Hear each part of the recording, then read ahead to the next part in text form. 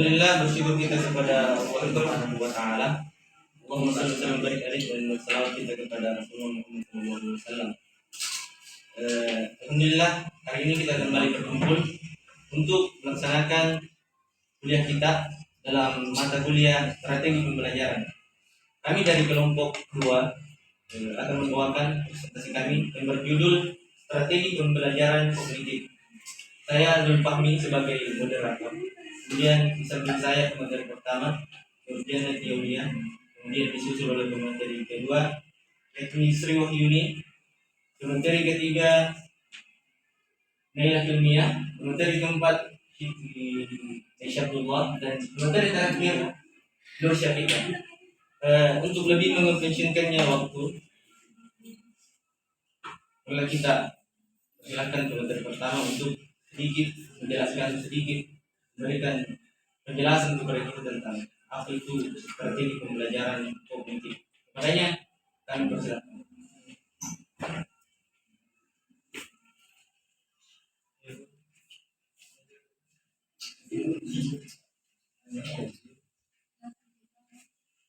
Baiklah, adapun pengertian dari strategi kognitif. Kognitif secara bahasa diartikan sebagai berpikir atau pengetahuan. Secara luas, kognitif dipahami sebagai segala bentuk aktivitas yang melibatkan kondisi atau dengan kata lain aktivitas yang berdasarkan pada pengetahuan yang empiris. Strategi kognitif dalam banyak tulisan mengenai pendidikan sering diasosiasikan dengan belajar untuk belajar atau belajar bagaimana berpikir. Strategi kognitif merupakan tujuan pendidikan yang prioritasnya tinggi karena pengetahuan siswa tentang strategi kognitif dalam belajar dan berpikir merupakan salah satu komponen penting membangun metakognisi. Nah, dalam referensi lain diperjelas bahwa kognitif merupakan suatu kajian yang fokus pada psikologi manusia terkait dengan aktivitas mental seperti pemahaman, persepsi, pengolahan informasi, kegiatan berpikir dan juga keyakinan.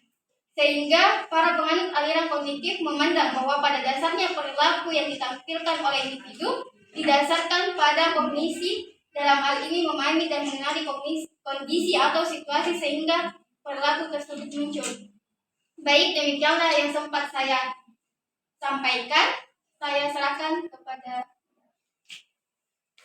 Itulah tadi sedikit penjelasan dari pertama tentang bagaimana sih itu pengertian dari strategi pembelajaran kognitif.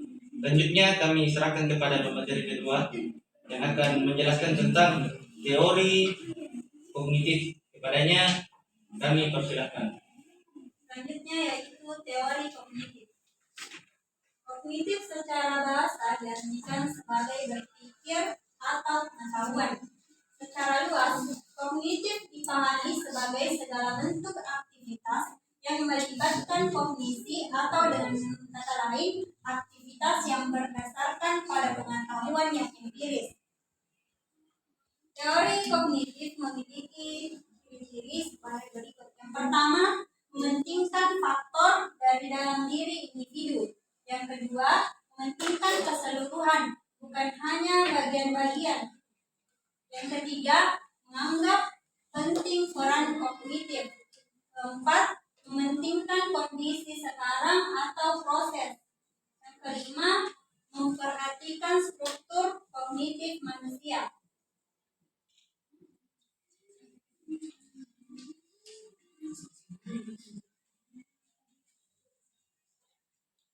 Selanjutnya, ciri-ciri aliran kognitivisme. Adapun ciri-ciri dari aliran kognitivisme yaitu mementingkan apa yang ada di dalam diri anak. Selanjutnya, mementingkan keseluruhan daripada bagian-bagian.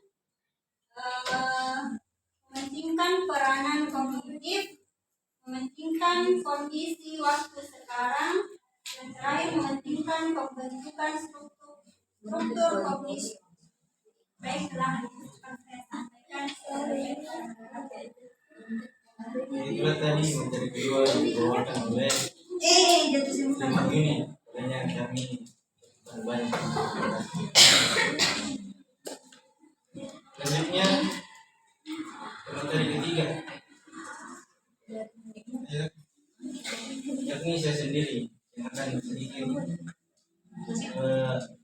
membacakan tentang tokoh-tokoh teori belajar kognitif.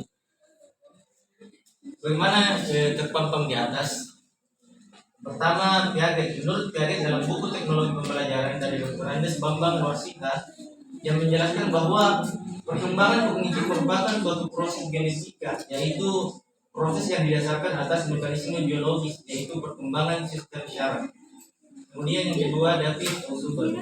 Menurut Ausubel dalam buku karya Dr. Bambang Warsita bahwa belajar haruslah bermakna. Materi yang dipelajari diasimilasi secara non-literal dan berhubungan dengan pengetahuan yang dimiliki sebelumnya. Kemudian yang selanjutnya Albert Bandura. Bandura berpendapat tentang teori kognitif sosial seperti yang dijelaskan dalam buku karya John W. Sandro yang menyatakan bahwa teori kognitif sosial atau sosial kognitif teori merupakan faktor sosial dan kognitif dan juga faktor perilaku memainkan peran penting dalam pembelajaran. Selanjutnya saya serahkan kepada materi selanjutnya akan menjelaskan tentang prinsip-prinsip teori belajar kognitif. Silakan. Baik, selanjutnya saya akan menjelaskan adanya prinsip-prinsip teori belajar kognitif.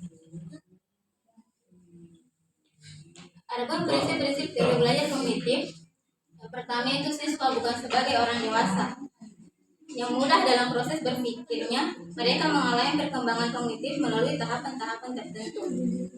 Yang kedua, anak usia prasekolah dan awal sekolah dasar akan dapat belajar dengan baik, terutama jika mendengarkan benda-benda kognitif. Yang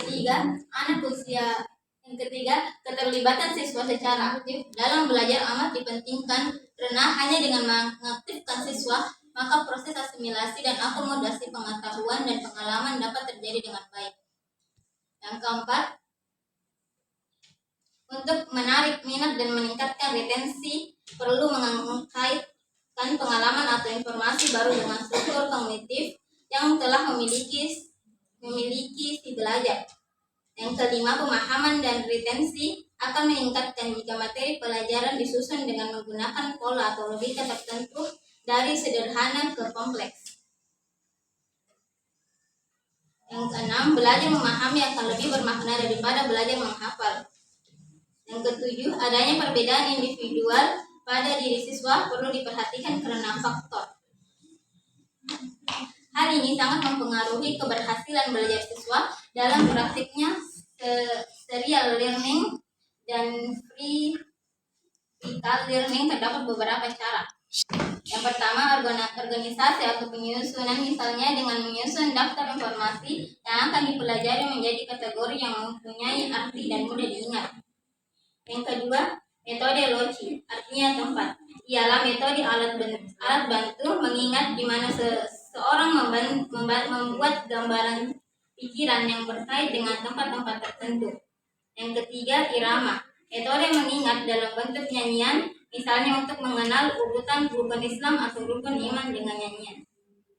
Selanjutnya, kembalikan ke Ustaz. Terima kasih ya. Selanjutnya saya serahkan kepada dari selanjutnya itu di Aisyah Abdullah yang sedikit menjelaskan tentang positif dan negatif teori kognitif. Padanya kami persilakan. Saya akan melanjutkan materi berikutnya. Nah, adapun positif dan negatif teori belajar kognitif. Setiap teori pembelajaran pastilah dibandingkan dengan teori pembelajaran yang lain. Selain itu, setiap teori pembelajaran juga melengkapi dan menambah dari kekurangan teori-teori pembelajaran yang telah diungkapkan oleh para ahli sebelumnya. Teori pembelajaran kognitif ini memiliki kelebihan, yaitu yang pertama, menjadikan siswa lebih kreatif dan mandiri, membantu siswa memahami bahan belajar secara lebih mudah. Nomor 2, sebagian besar dalam kurikulum pendidikan negara Indonesia lebih menekankan pada teori kognitif yang mengutamakan pada pengembangan pengetahuan yang dimiliki pada setiap individu. 3, pada metode pembelajaran kognitif, pendidik hanya perlu memberikan dasar-dasar dari materi yang diajarkan untuk pengembangan dan kelanjutannya diserahkan pada peserta didik, dan pendidik hanya perlu memantau dan menjelaskan dari alur pengembangan materi yang telah diberikan.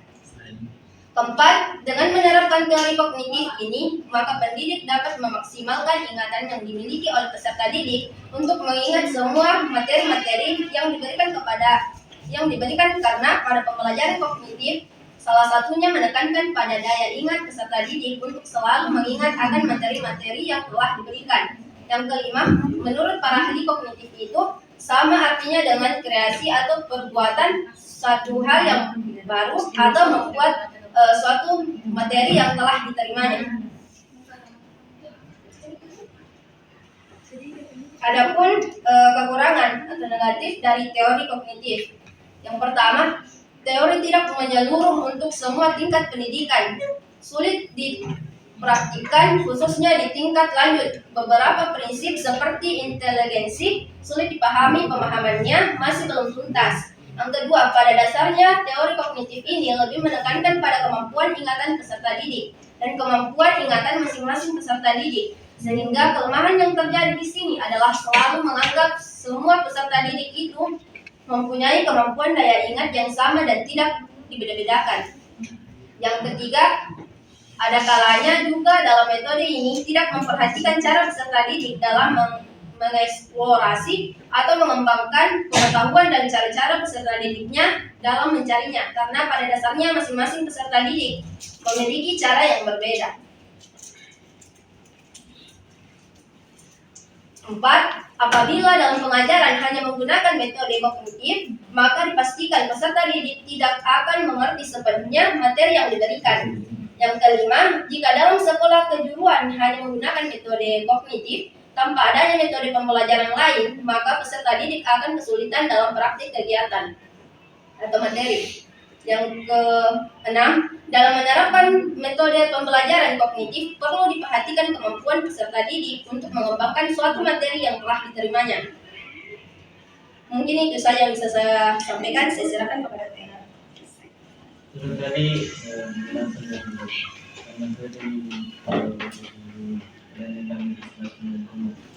Baiklah, saya akan menunjukkan materi mengenai implementasi teori belajar kognitif dalam pembelajaran. Proses belajar terjadi menurut pola tahap-tahap pengembangan tertentu sesuai dengan umur siswa. Proses belajar terjadi melalui tahap-tahap diantaranya sebagai berikut. Yang pertama, asimilasi, penyesuaian perubahan sifat asli yang dimiliki dengan sifat lingkungan sekitar. Yang kedua, akomodasi, penyesuaian mata untuk menerima bayangan yang jelas dari objek yang berbeda. Yang ketiga, ekodifrasi, proses belajar lebih ditentukan oleh karena cara kita mengatur materi pelajaran bukan ditentukan oleh unsur siswa. Proses belajar terjadi melalui tahap-tahap. Pertama, enaktif, aktivitas. Kedua, ekonik, visual verbal. Dan yang ketiga, simbolik. Implementasi teori belajar kognitif dalam pembelajaran.